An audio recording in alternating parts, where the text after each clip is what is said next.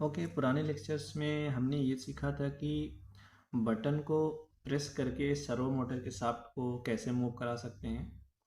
तो उसमें क्या प्रॉब्लम थी, जैसे कि ये रहा हमारा पुराना लेक्चर में। देखिए, जब मैं इसको प्रेस करता था कभी कभी रीडिंग मिलती, कभी रीडिंग नहीं मिलती थी। ठीक है।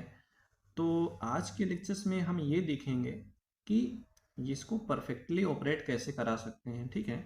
तो हम क्या करेंगे, एक लाइब्रेरी अटैच करेंगे इस पिन के लिए। ठीक है, बटन के लिए। ठीक है, उस बटन के लिए एक सिंपल सी लाइब्रेरी बनाई गई है जो यूज करके हम डायरेक्टली इस प्रॉब्लम को सॉल्व कर सकते हैं। तो आज के लेक्चर्स में हम वो चीज़ देखने वाले हैं, कंप्लीट प्रोग्राम को। मेरे ख्याल से पुराने लेक्चर में मैंने बता ही दिया था फर्स्ट पार्ट में क्या कि इसके सर्किट को कैसे कनेक्ट करना है नॉर्मली। जैसे ये देखिए, ये एक मिनट, ये रहा। ठीक है, ये हमारा कनेक्शन हो गया। कनेक्शन मैंने क्या किया, इसमें प्रोग्राम अपलोड किया हुआ है। ये चीज़ थोड़ा सा देखते हैं, फिर चलते हैं, बताते हैं। जब मैं प्रेस करूँगा जितनी फास्टली ये वर्क करेगा, देखो, एक भी बार ऐसा मिस नहीं हुआ कि रीडिंग ना मिले। पुराने लेक्चर में क्या था, अगर मैं इतनी फास्टली करता था एक दो बार मिस हो जाता था रीडिंग लेने में। पर इसमें देखिए रीडिंग बहुत अच्छे से ले रहा है। तो ये चीज़ आज सीखते हैं, ये इस चीज़ को देखते हैं। ठीक है, चलते हैं प्रोग्रामिंग के पार्ट पे। तो मैंने क्या किया, प्रोग्रामिंग के स्टार्ट करने के लिए पुराना ही लेक्चर के सेकंड पार्ट है। जैसे कि ये चीज़ पुराने लेक्चर में बताया था कि स्पिन कनेक्शन हो गया, लाइब्रेरी अटैच कर लिए। अटैच करने के बाद अब चलते हैं कि, ठीक है, अब यहाँ से देखिए जो मेन प्रोग्राम मैंने बनाया हुआ है। ठीक है, आज के लेक्चर्स में क्या लिखा था, Arduino code button control servo motor with debouncing. ठीक है, ये डिबाउंसिंग क्या, ये चीज़ समझेंगे आज के लेक्चर्स में। अब ये चीज़ देखते हैं यहाँ से। ये तो हम क्या है कि एक लाइब्रेरी अटैच, जैसे सर्वो मोटर के लिए लाइब्रेरी अटैच कर लिए। अब क्या है कि डिबाउंसिंग सेट करने के लिए और रीडिंग लेने के लिए बटन से, उस बटन से रीडिंग लेने के लिए हम एक लाइब्रेरी अटैच करेंगे, सिंपल सी EZButton.h। ठीक है, उस प्रॉब्लम को सॉल्व करने के लिए एक लाइब्रेरी बनाई गई और उसके फंक्शन को यूज करके हम, ठीक है, उस प्रॉब्लम को सॉल्व कर सकते हैं। ये लाइब्रेरी अटैच करेंगे। ठीक है, हैज इंक्लूड EZButton.h। अब उसके बाद ये हमारा पिन कनेक्शन हो गया। पिन कनेक्शन के बाद हम क्या करेंगे, हम इसको ऑब्जेक्ट की तरह यूज करेंगे। जो हमारा पुश बटन है, उस बटन को हम ऑब्जेक्ट बना लेते हैं। ऑब्जेक्ट बनाने के लिए जिस टाइप की लाइब्रेरी उसको यहाँ पे लिखते हैं, उसके बाद उसका नाम रख दिया बटन, और किस पिन से कनेक्ट किया वो पिन नंबर यहाँ पे असाइन कर लेते हैं, यहाँ पे पास करते हैं। ठीक है, ये पिन नंबर जो 7 है, जिस पिन से कनेक्ट किए हुए हैं, जिस पिन पे। ठीक है, ये सर्वो मोटर के, ये सर्वो मोटर ये ऑब्जेक्ट हो गया, ये हमारा बटन का ऑब्जेक्ट हो गया। बटन के ऑब्जेक्ट होने के बाद अब मैंने क्या किया, एंगल को 0 साइन कर लिया, जो जो एंगल को देंगे सर्वो मोटर को मूव कराने के लिए। ठीक है, अब उसके बाद वाइड सेटअप में आ गए। वाइड सेटअप में हमने क्या किया, ठीक है, हम एक फंक्शन कॉल किए। ठीक है, बटन डॉट डिबाउंसिंग टाइम। ठीक है, अब क्या करेंगे, इस फंक्शन को यूज करके यहाँ पे क्या कर लिया, डिबाउंसिंग टाइम सेट कर दिया। ये चीज़ समझते हैं। ठीक है, इस प्रोग्रामिंग के पार्ट में यहाँ वाइड सेटअप में यहाँ पे लिखा है button dot set debounce time. ये फंक्शन क्या काम करेगा, जब मैं इसको प्रेस करूंगा तो इसके प्रेसिंग टाइम को सेट करते हैं, ये है मिली सेकेंड में। ठीक है, मिली सेकेंड कितने, 50 मिली, अगर जैसे मैंने प्रेस किया, ठीक है, तो 50 मिली सेकेंड तक ये, जैसे कि मैंने प्रेस किया तो इतने अप्रोक्सीमेटली से ज़्यादा या इतनी सेकेंड तक ये सेट हो गया है। जैसे मैंने प्रेस किया ये रीडिंग इतने मिल रही है, तो ये चीज़ यहाँ पे सेट कर लिया। अगर मैं इसको कितने टाइम तक प्रेस किया तो ये रीडिंग मिलेगा।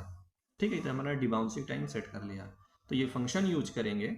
ठीक है, button dot set debounce time, debouncing time को सेट कर लिया। सेट करने के बाद यहाँ पे क्या किया, servo dot attach servo dot right, initially servo motor को 0 एंगल पे ले आए, इस फंक्शन के पिन नंबर 9 को कनेक्ट कर दिया।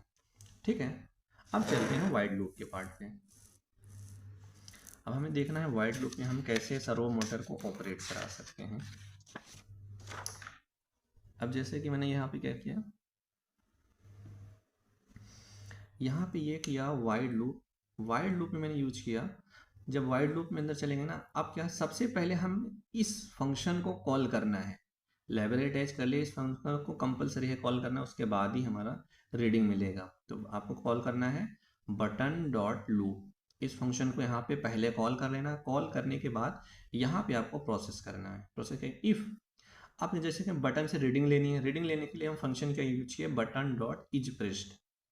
क्योंकि देखिए जो लाइब्रेरी मैंने अटैच किया हुआ है यहाँ पे, कहाँ गया, एक मिनट, ये रहा, जो ये ईजेड लाइब्रेरी है, ये ईजेड बटन डॉट एच, इस लाइब्रेरी के अंदर सारे फंक्शन डिफाइन हुए हैं। जैसे कि ये फंक्शन डिफाइन हुआ है button dot set debounce time.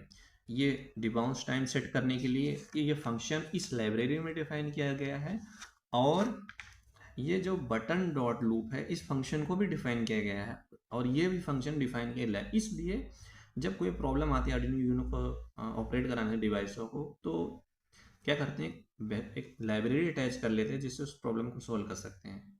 ठीक है, उसमें इन सारे फंक्शनों को बड़ी से बड़ी कोड को लिखा गया है, जिसे आपको सिर्फ फंक्शन को यूज करना है। ये फंक्शन यूज किया, if button dot is pressed, क्या किया, इस button dot is pressed, press करने के बाद क्या होगा, ये रीडिंग मिलेगा। अगर जब मैं प्रेस किया तो रीडिंग मिलेगा, रीडिंग जो भी हो, हाई और लो वैल्यू जो भी मिले, ठीक है, उसके अकॉर्डिंग हमें क्या करना है, जब मैं प्रेस किया तो हाई जो लो वैल्यू मिलेगी, लो के अकॉर्डिंग कंडीशन ट्रू हुआ। ठीक है, जब मैं प्रेस करूंगा तो रीडिंग मिलेगा, बस सिंपल सा। उसके बाद इफ के अंदर मैंने पुराने प्रोग्राम का ही पार्ट है, इफ एंगल इक्वल टू 0, तो एंगल में साइन करना है 90, और इस पर क्या कर देना है, सर्वो डाटा है 90। फिर उसके बाद जब उसको छोड़ेंगे फिर किस पे चला जाएगा, फिर हमारा प्रोग्राम जाएगा 0 असाइन कर दिया, फिर 0 से 90 पे 0। अब जैसे कि मैं इस प्रोग्राम को अपलोड किया हूँ, इसको यहाँ पे समझ लेते हैं। ठीक है, ये चीज़ क्या समझे, ये रहा हमारा प्रोग्राम जो अपलोड किया हुआ है इसमें। जैसे प्रेस किया, एक मिनट, मेरा वायर इधर उधर टहल रहा है। अब देखिए सर्वो मोटर कैसे कितनी फास्टली वर्क कर रहा है, क्योंकि जब मैं प्रेस किया तो डिबाउंसिंग टाइम 50 मिली सेकेंड तक सेट है, तो उतने टाइम तक तो मैं प्रेस कर रहा हूँ।